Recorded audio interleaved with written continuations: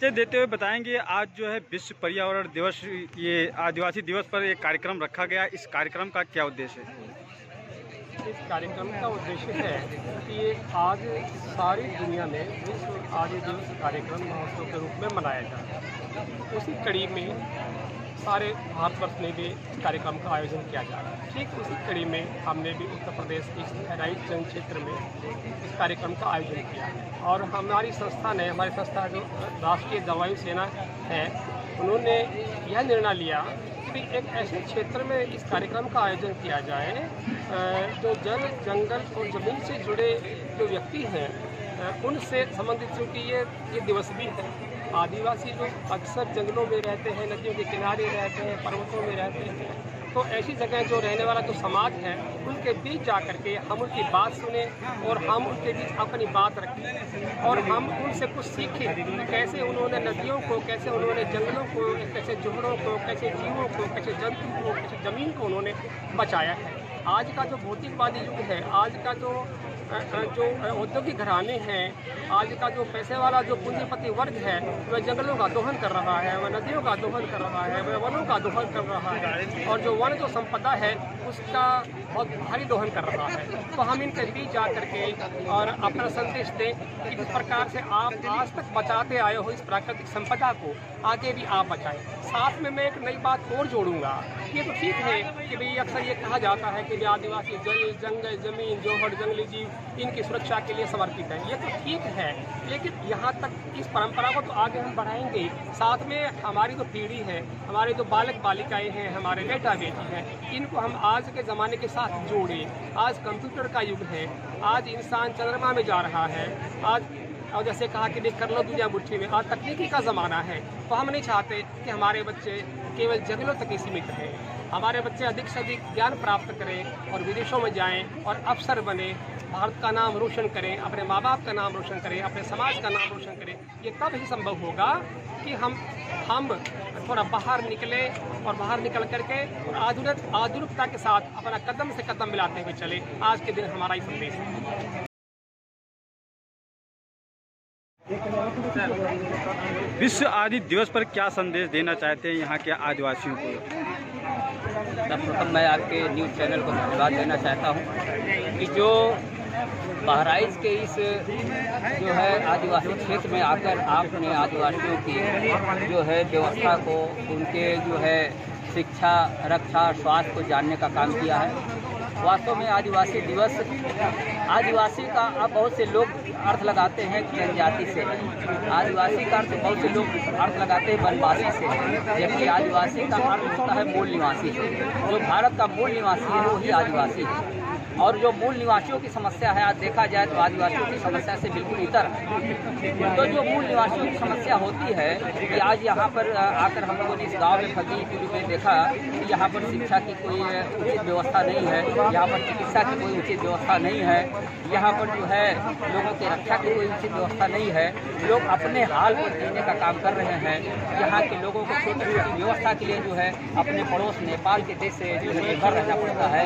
ये जो भारत के लिए जो है हमारे लोगों के लिए बहुत बड़ी शर्मनाक बात है कि हमारे लोग जो है यहाँ के लोग दूध तक जैसी छोटी आवश्यकता के लिए जो है नेपाल की शरण में जाते हैं। और हम कहते हैं कि हाँ, हम भारत हमारा जो है महान देश है, इसमें कोई दो राय नहीं, महान देश है। लेकिन हम ऐसे आदिवासी क्षेत्रों में क्या उनकी मूलभूत सुविधाओं को मुहैया कराने का काम कर रहे हैं? तो ज़मीनी स्तर पर हम लोगों ने आकर देखा, यहाँ पर गाँव के लोगों से मिलने का काम किया, उनसे उनकी आवश्यकताओं को जानने समझने का काम किया।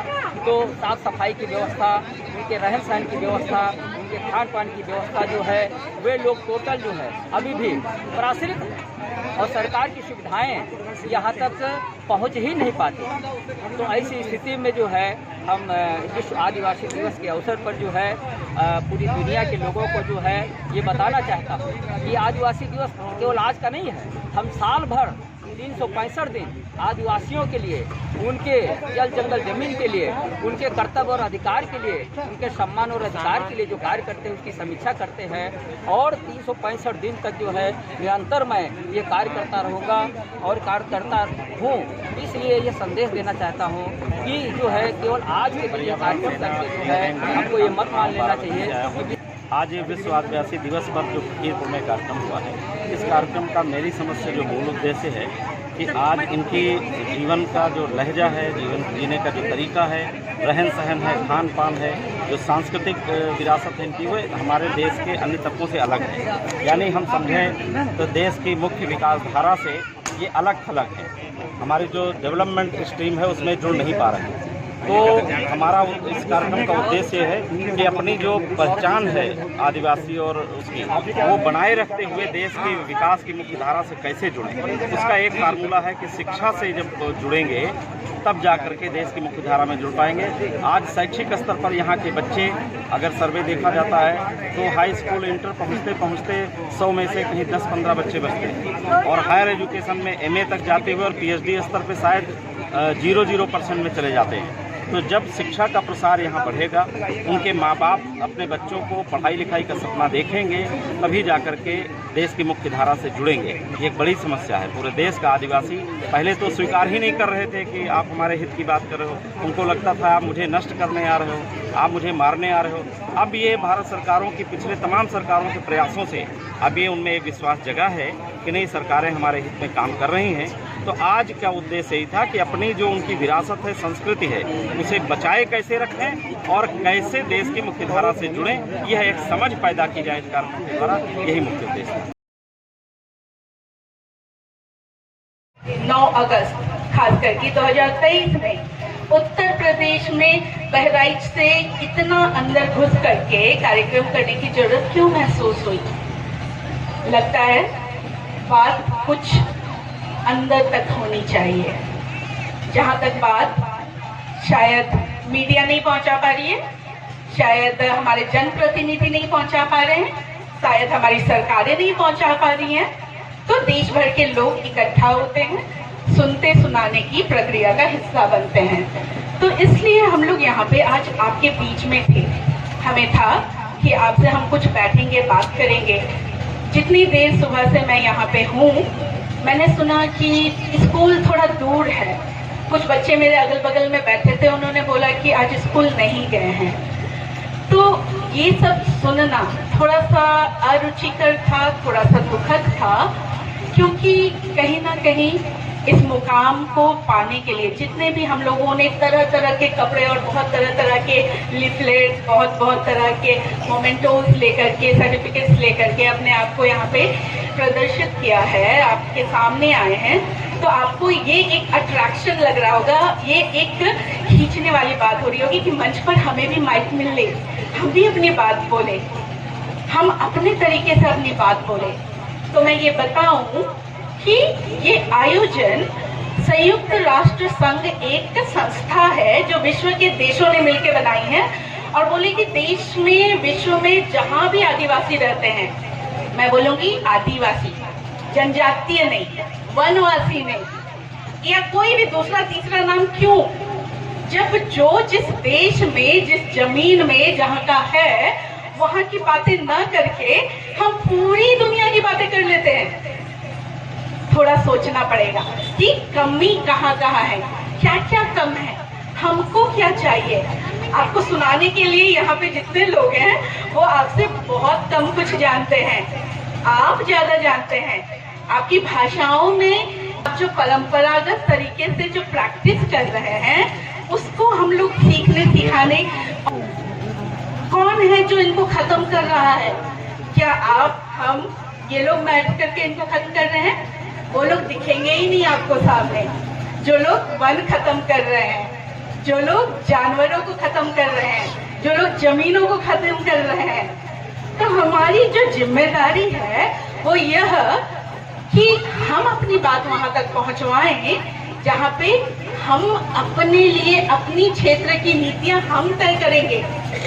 कोई 90 में ये डिक्लेरेशन किया था कि विश्व में पूरे आदिवासियों के साथ बहुत हिंसा हो रही है। अमेरिका में रेड इंडियंस को मारा जा रहा है, भारत में यहाँ के आदिवासियों को मारा जा रहा है। चलो, बोलना पड़ेगा, कुछ एग्रीमेंट करने पड़ेंगे जिसमें कि इन व्यक्तियों पर कम से कम हिंसाएं घटित हो। तो उसके लिए उन लोगों ने विश्व आदिवासी दिवस 1990 से लेकर 2023 तक का आयोजन किया हुआ है, और इसी आयोजन का हिस्सा है कि हम लोग आपसे बात कर पा रहे हैं।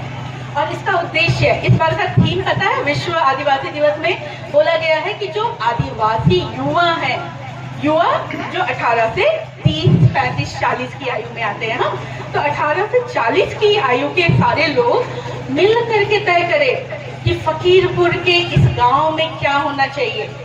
हमें अस्पताल चाहिए, हमें कॉलेज चाहिए, हमें स्कूल चाहिए, हमें जो भी चाहिए आप तय करें। बाहर से कोई आकर के आपको ना बताए कि आपको ये चाहिए वो चाहिए, हम ये देंगे हम वो देंगे, आप बल्कि तय करेंगे।